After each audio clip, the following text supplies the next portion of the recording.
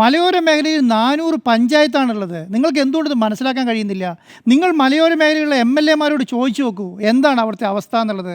നിങ്ങൾ ഈ മലയോര മേഖലയിൽ താമസിക്കുന്ന നിങ്ങളുടെ ജനപ്രതിനിധികളോട് ചോദിച്ചു നോക്കുക എന്താ അവസ്ഥ എന്നുള്ളത്. നിങ്ങൾ അവിടുത്തെ പഞ്ചായത്ത് പ്രസിഡന്റുമാരെയും പഞ്ചായത്ത് മെമ്പർമാരോടും ചോദിച്ചു നോക്കൂ എന്താണ് അവിടുത്തെ അവസ്ഥ എന്നുള്ളത്.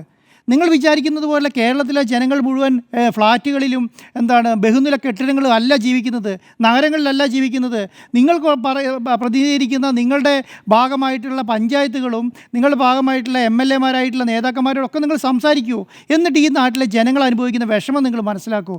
നിങ്ങളൊന്നും മനസ്സിലാക്കുന്നില്ല, നിങ്ങൾക്കൊന്നും ചെയ്യാൻ പറ്റത്തില്ല. നിങ്ങളൊരു വകുപ്പ് എന്നുള്ള നിലയ്ക്ക് വനം വകുപ്പിനെ ഒരു ശൈലിയിലേക്ക് മാറ്റി നിർത്തിയിരിക്കുകയാണ്. അവിടെ ഒന്നും നടക്കുന്നില്ല എന്നുള്ളതാണ്, അവിടെ ഒരു ശൈലി നടക്കുന്നില്ല എന്നുള്ളതാണ്. നിങ്ങളുടെ ശൈലിയിൽ ഞാൻ വിചാരിക്കുന്നത് വളരെ മോശമായ രീതിയിലാണ് ഈ വനംവകുപ്പ് കൈകാര്യം ചെയ്തു പോകുന്നത്.